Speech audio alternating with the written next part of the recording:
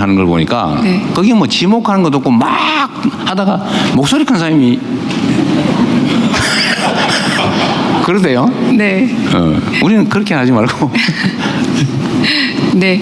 네. 괜찮습니까? 소개해 주시죠. 네. 괜찮습니까? 네, 들립니다. 저는 일본 아사시신문의 가이세라고 합니다. 잘 부탁드립니다. 저는 한일 관계에 대해 좀 네. 여쭤보고 싶은데요. 그 일본 이시바 총리가 최근 뭐 사의를 표명함에 따라 그 한국 내에서는 뭐 한일 관계가 후퇴할 가능성이 지적되고 있습니다.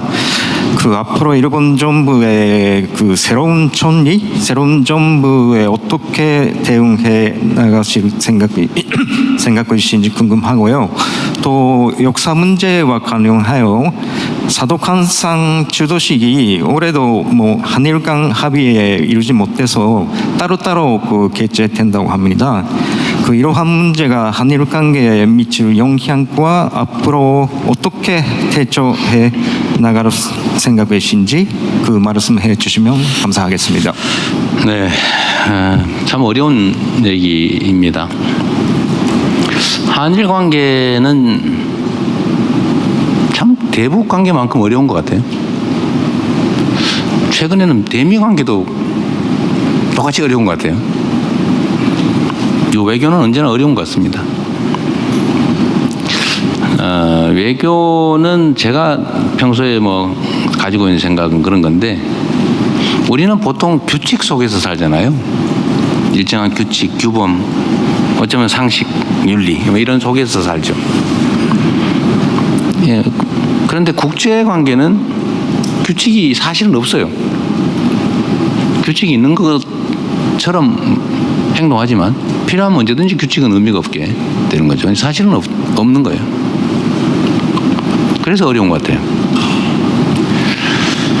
한일 관계는 저는 뭐 언제나 말씀드린 것처럼 그 상대의 대표 선수, 뭐 총리, 대통령이 누구냐 또는 그가 어떤 생각을 갖고 있냐, 그게 중요한 게 아니고, 한일 관계에서는 저는 우리가 어려우니까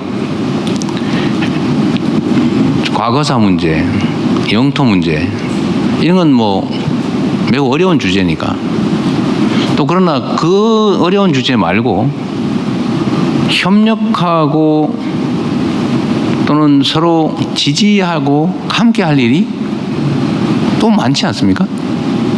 서로에게 도움되는.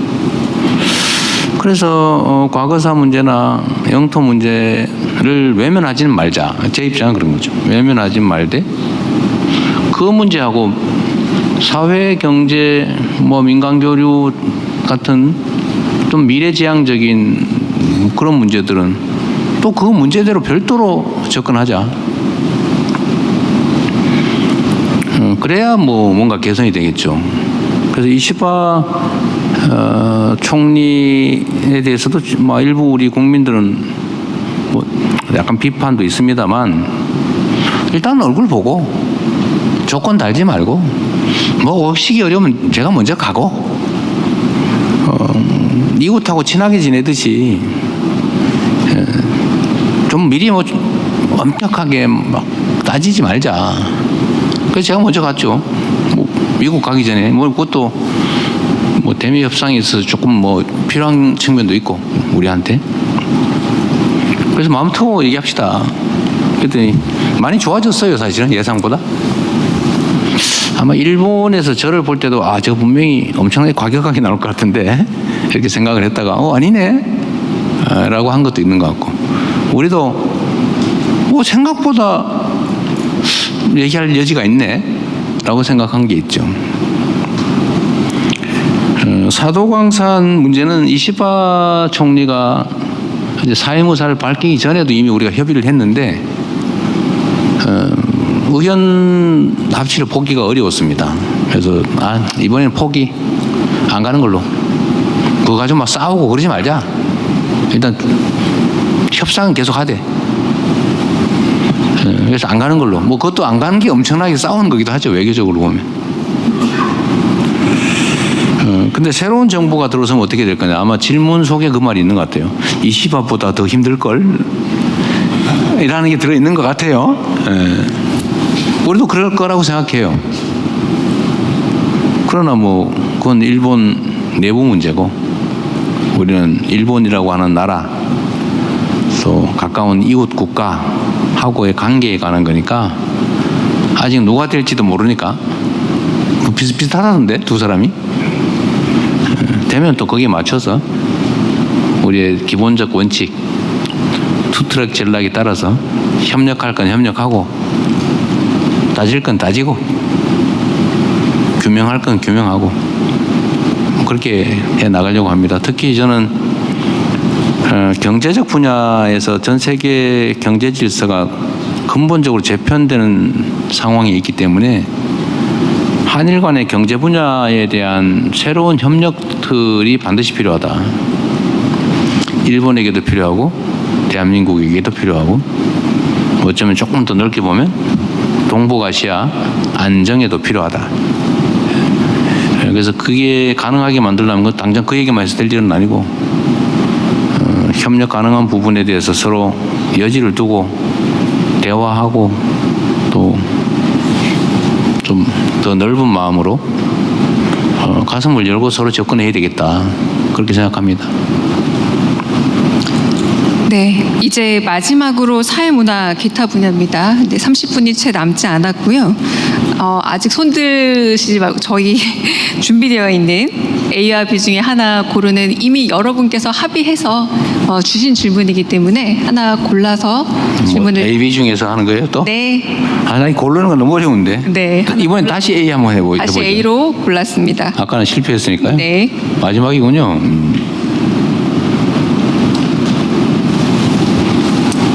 네, 정부조직법 개편안에 따라 검찰청 폐지와 수사 기소 분리라는 큰 틀의 합의가 이루어진 것으로 보입니다. 다만 경찰 조직의 비대화, 보안 수사권 폐지 등 우려도 있는데요. 이에 대한 보관이 있는지 대통령께서 직접 토론을 주재할 의향도 있으신지요?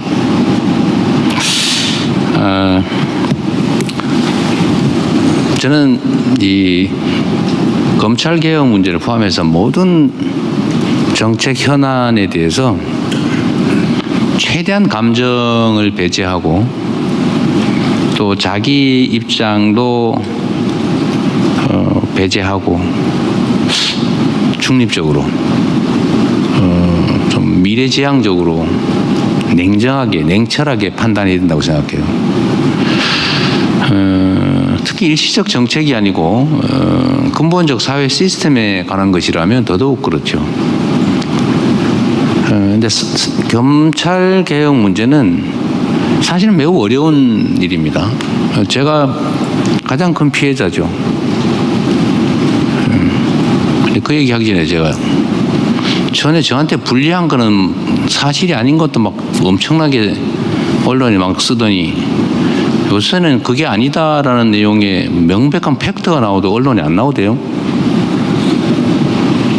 저 외계인입니까? 물론 정치부 소관은 아니죠, 그게. 사회부 쪽이긴 할 텐데.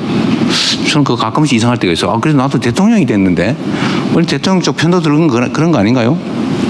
그래, 좀 편을 들기는커녕 명백하게 과거에 그 엉터리 막 몇 년 동안, 몇 개월 동안 막 그렇게 과격하게 허위 보도로 이렇게 제가 고생을 했는데, 물론 국민들이 다 그걸 다 가려서 이렇게 대통령 자리로 보내주셨지만, 그게 아니다라는 상판된 명백한 근거들이 나와도 이상하게 반응이 없어요. 약간 그건 조금 이상하긴 합니다. 기자회견이라고 하는 게 여러분 질문에 취조당하는 건 아니니까 저도 하고 싶은 얘기 좀 해도 되죠. 네. 다시 원래로 돌아가서, 그래서 검찰 제도를 개편하는 문제는 정말로 중요한 일이에요. 특히 이제 한 국가 공동체의 질서를 유지하는 최종 기구거든요. 엄청나게 중요합니다. 사람들끼리 막 싸우다가도 누군가 가려줘야 되는데, 기준을 제시하고 규칙을 어겨서 누군가 피해를 입히면 누군가를 버려야 되는데, 그 반대로 죄진 사람을 오히려 보호해가지고 억울한 피해자를 깜빵 보내고 나쁜 사람한테 돈 뜯게 해주고, 이거 진짜 많아요. 무슨 뭐 투자하다가 사기 사건 이런 거 고소하거나 이러면 제 변호사 경험이면 저는 절대로 사기 사건이나 아니면 동업자 분쟁에서 절대 고소하지 말라고 하는 게 내 변호사 30년 가까이 하면서 철칙이었는데 절대로 고소하면 안 된다. 고소하면은 경찰, 검찰 손에 당신 운명을 맡기는 거다. 사건을 조작을 해가지고요, 지들 마음대로 막 뒤집어놔요. 그 결정문 오면 법원에서 그대로 판결해버려요. 절대로 그런 건 하지 마라. 그런데 우리가 사실은 가끔씩 보잖아요. 가해자가 이익을 얻고 피해자가 감옥을 가요. 진짜 많습니다. 그 말이 안 되잖아요. 이거 그런 세상 어떻게 살아요? 죽어야지. 그 죽는 사람 많아요. 사법제도 개편은 특히 검찰개혁은 중요한데 일단 수사 기소 분리라고 하는 게 제일 중요한데 그건 했잖아요. 하기로 했잖아요. 그럼 그거 어디다 맡길 거냐? 경찰에 맡길 거냐? 행안부에 맡길 거냐? 법무부에 맡길 거냐? 경찰은 믿을만 하냐 그러면? 검찰이 사고를 엄청나게 쳐가지고 지금 수사권을 주면 안 되는 상황이 됐는데 그냥 검찰 안에서 내부 분리를 해야 되는 거 아니야? 수사하는 검사, 기소하는 검사를 칸을 착 쳐가지고 원래 이게 최초 논의 아니에요? 근데 이게 요새는 검사는 아예 사건 수사에 손도 대지 마 이렇게 됐어요. 이게 가다 보니까 그것까지 간 거죠. 손도 대지 마 하다가 아예 관심도 갖지 마 이렇게 지금 가고 있어요. 보안 수사에 아예 눈도 대지 마. 그럼 그걸 다 경찰에 갖다 놓으면 어떻게 되냐. 뭐 이런 논란이 막 벌어지잖아요.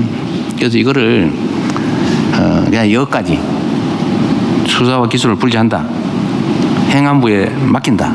법무부에 맡기면 다시 합체될 가능성이 있으니까 완전히 떼어놓자. 행안부로 보내버린다. 까지 이제 정치적 결정을 했으니까 그럼 그걸 또 구체적으로 수사가 부실하게 되지 않도록 엉뚱한 사람한테 죄를 뒤집어 씌우는 것도 나쁜 짓이지만 죄를 진 사람이 처벌받지 않고 큰소리 떵떵 치게 방치하는 것도 그것도 또 문제예요. 그럼 그 문제를 동시에 해결하려면 아주 치밀한 장치가 필요하다. 아주 세밀한 검토, 논쟁, 그다음에 장치들. 이거는 감정을 완전히 배제하고 아주 논리적으로 치밀하게 전문적으로 검토하자. 정부가 주도하자. 전문가들한테. 근데 이 과정에서 야당 의견도 듣고 여당 의견도 듣고 피해자 의견도 듣고 검찰 의견도 듣고 뭐 다 들어서 논쟁을 통해서 문제를 다 제거하자. 그래서 제가 이런 얘기도 했어요. 구더기가 싫지요. 그 장독을 없애면 되겠냐. 장은 먹어야지. 구더기 안 생기게 아주 악착같이 막아야지. 아예 장을 먹지 말자. 장독을 없애버리자. 이러면 안 되지 않냐. 라는 게 제 생각입니다. 보안 수사 문제나 뭐 이런 것들도요. 그런 측면에서 정말로 진실을 발견하고 왜곡되지 않고 죄 지은 자는 처벌받고 죄 안 지은 사람은 억울하게 처벌받는 일이 생기지 않게 그리고 신속하게 이 문제를 해결할 수 있는 최적의 방안을 찾아내고 거기에 맞게 제도와 장치는 배치하면 된다. 그게 어떤 건지를 지금부터 1년 내에 1년도 사실은 짧아요. 조직하고 분석하고 제도 만들고 공간 구하고 보통 일이 아닙니다. 어쨌든 1년 안에 해내야죠. 네.